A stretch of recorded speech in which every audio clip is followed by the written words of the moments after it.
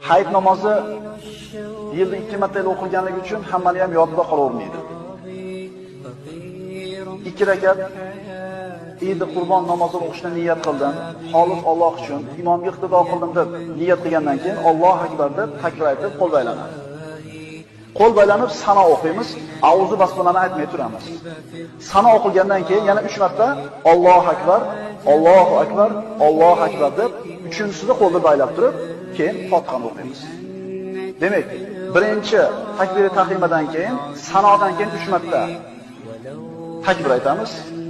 Ikkinchi rakatga turib, ikkinchi rakatda Fotihasi bilan Zam surasini o'qigandan keyin rukuga ketishdan burun yana 3 marta Alloh akbar, Alloh akbar, Alloh akbar deb turib, 4-chi Alloh akbarda yana rukuga ketamiz.